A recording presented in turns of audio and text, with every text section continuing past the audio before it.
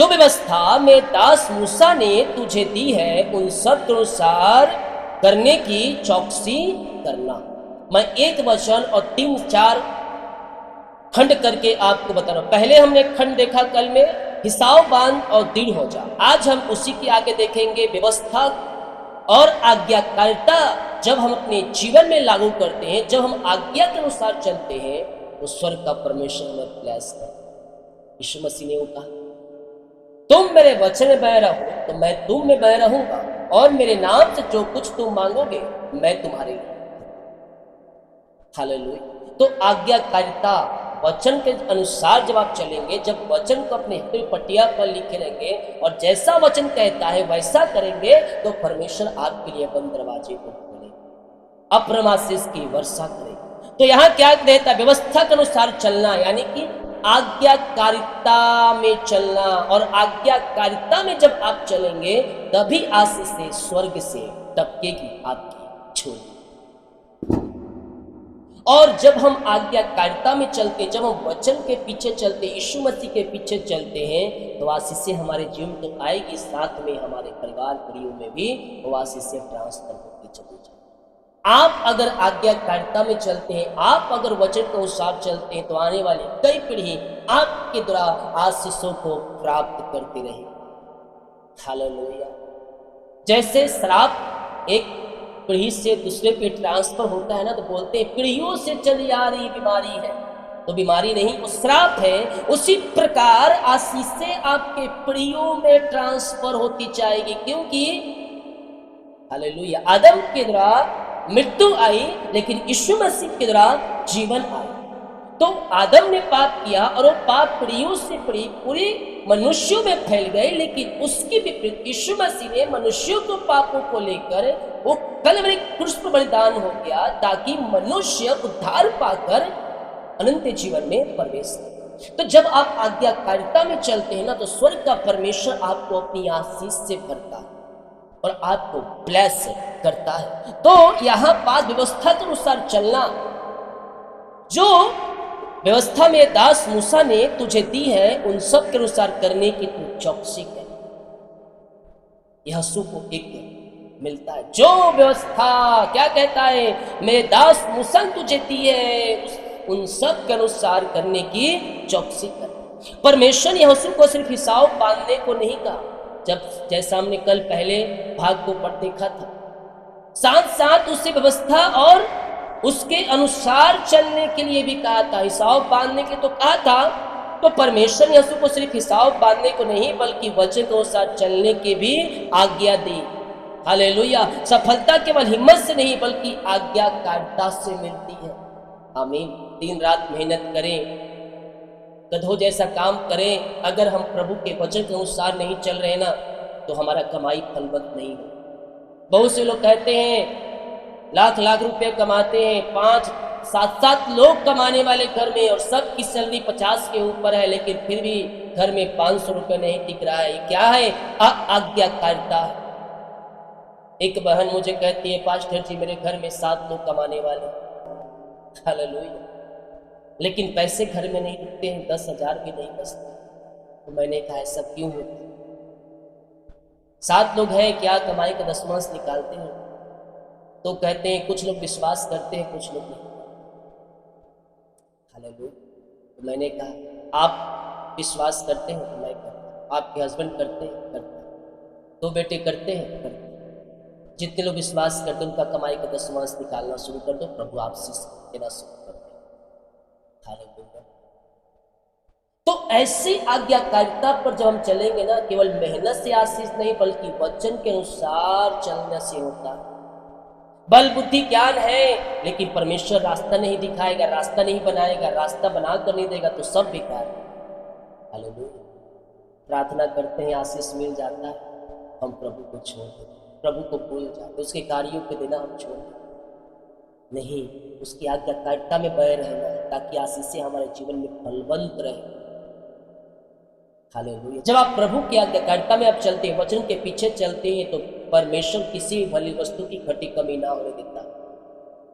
शैतान चाहेगा होए, लेकिन प्रभु पूरा कर दे। हालेलुया। तो आगे क्या कहता है? सफलता केवल हिम्मत से नहीं बल्कि आज्ञाकारिता से मिलती है। भजन संहिता पहला अध्याय के 2 और 3, परंतु जिनका मन यहोवा की व्यवस्था से लगा रहता है वह जो कुछ करेगा उससे वह सफल होगा। जो व्यक्ति परमेश्वर के वचन को अपने जीवन का मार्ग बनाता है वह कभी असफल नहीं होता है। जो व्यक्ति अपने जीवन का डोर परमेश्वर के हाथों में सौंप देता है और कहता है परमेश्वर मेरे मार्ग को तू बना, मेरे मार्ग को तू बना क्योंकि तू ही मेरा सब कुछ है। तो जब हम अपने जीवन का डोर परमेश्वर के हाथों में देते हैं वचन के अनुसार चलने के लिए, तो जो मार्ग परमेश्वर बनाएगा ना वो कभी असफल नहीं होगा, उसमें वो सफलता 100% मिलेगी। संसार की बुद्धि अस्थायी है पर परमेश्वर का वचन स्थायी है। संसार की बुद्धि अस्थायी है, समाप्त हो जाएगी। एक व्यक्ति सीखने की क्षमता होती है और सीखते सीखते वह थक जाता है, लेकिन परमेश्वर का वचन स्थायी है, वो ना खत्म होगा ना समाप्त होगा, बल्कि वो वचन आपके जीवन में बहुतायत से आशीष को लेकर आए। हालेलुया। तब जब हम वचन को मानते हैं परमेश्वर हमारे कदमों को स्थिर करता है, हमारे जीवन को स्थिर करता है, हमारे घर को स्थिर करता है। परख कर देख कि यहोवा कैसा भला है और परख कर देख कि मैं तेरे लिए अपना आशीष की वर्षा करता हूं कि नहीं। तो हम प्रभु के वचन के अनुसार हम चलने वाले हो जाए, उसके वचन को अपने हृदय पटिया पर लिखने वाले हो जाए, ताकि हमारा जीवन सफल और परिवार का जीवन सफल हो जाए। आगे क्या कहता है, आगे का वचन जब पढ़ेंगे तो हम पाते हैं पहला तो हिसाब बांधना है और दृढ़ रहना है। दूसरी आज्ञा इस वचन में परमेश्वर ने मूसा को दिया कि जो मेरे दास मूसा ने तुझे आज्ञा दी थी उस पर चलने की चौकसी करना। और तीसरी वचन इसमें तीसरा बात जो लिखा है, और ना उससे दाहिने मुड़ना ना बाएं मुड़ना, जहां जहां तू जाएगा वहां वहां तेरी काम सफल होगा। काम कैसे सफल होगा? ना दाहिने मुड़ना ना बाएं, जैसा कहता लिखा है वैसा चलना, तब तेरे काम सफल होगा।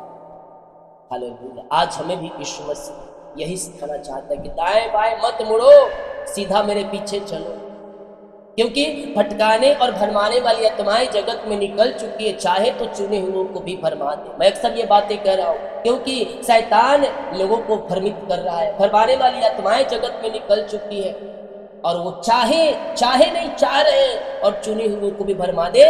तो ऐसे लोगों से क्या करना, अपने आप को बचा के रखना है और वचन के पीछे चलकर अपने जीवन को ब्लेस करना है, ताकि हमारा जीवन, हमारा घर, हमारा परिवार ब्लेस हो जाए। ना दाएं मुड़ना ना बाएं मुड़ना है, यीशु मसीह के पीछे आना है, ताकि आपका जीवन सफल और आशीषमय बन जाए। हालेलुया। इसका अर्थ समझौता ना करना। जब हम वचन पर चलते हैं तब हमें बीच में आने वाले प्रलोभन, लालच और गलत सलाहों से हमें विचलित नहीं होना है। जब आप वचन के अनुसार चलेंगे ना तो बहुत से लोग आपको कान भरेंगे, बहुत से लोग ये वो 10 बातें कहेंगे। इन सबों को दरकिनार करते हुए हमें परमेश्वर के वचन के अनुसार हमें चलना है। और कई बार हमें सफलता का रास्ता लंबा और कठिन दिखता है, लेकिन जो परमेश्वर की दिशा में स्थिर रहता है वही अंत में आशीष पाता है। जब हम आगे बढ़ेंगे तो सफलता ऐसी लगेगी कहाँ है, काम कब सफल होगा। कठिनाइयां आएंगी, परेशानियां आएंगी, लेकिन जो मनुष्य व्यवस्था से प्रेम करता है, अंत तक धैर्य धरता है, उसी को आशीष मिलती है और उसी का उद्धार होता है। सच्ची सफलता स्थिरता से आती है, ना कि शॉर्टकट से। हालेलुया। तो हम मसीह में स्थिर रहे, विश्वास योग्य बने रहे, आशा और भरोसा हम उसके ऊपर बनाए। जो वचन के चलाए चलते हैं उनका जीवन, घर, परिवार आशीषित हो जाता है। और आज हमें परमेश्वर कह रहा है कि तू जब मेरे वचन के अनुसार चलेगा तो मैं तेरा जीवन को भी ब्लेस कर दूंगा। आमीन। तो पहला हमने कल देखा साव बांधना है और दृढ़ रहना। दूसरा आज हमने देखा कि आज्ञाकारिता और व्यवस्था और वचन के अनुसार हमें चलना। व्यवस्था मतलब पुरानी व्यवस्था नहीं, नई व्यवस्था जो यीशु मसीह ने हमें दिया, यानी कि वचन के अनुसार चलना है। तीसरा, न दाएं मुड़ना न बाएं मुड़ना है, वचन में स्थिर रहकर हमें यीशु मसीह के पीछे चलना है। और जब उस यीशु मसीह के पीछे चलेंगे तो हमारा जीवन, घर, परिवार आशीषों से भरपूर हो जाए। आमीन। आए अपने हृदय को उठा मन को प्रभु को लगाए। प्रभु धन्यवाद करते ही एक वचन और 3 पॉइंट आपने हमें समझाने में पवित्र आत्मा ने सहायता किया। प्रभु हम धन्यवाद करते हैं। हर एक को पिता हिम्मत हिसाव दे, दृढ़ता में बने रहने के लिए सहायता कर और वचन के अनुसार चलने के लिए, आज्ञाकारिता को पालन करने के लिए पवित्र आत्मा को सहायता कर। और पिता हर एक को प्रभु तेरे पीछे चलने का योग बना, ना दाएं ना बाएं मुड़े, ना दाएं ना बाएं मुड़े, बल्कि तेरे पीछे चलकर तेरी आशीष के वारिस होने वाले हो जाए। हर एक भाई बहनों को, हर एक जनों को तेरे नाम से आशीष कर।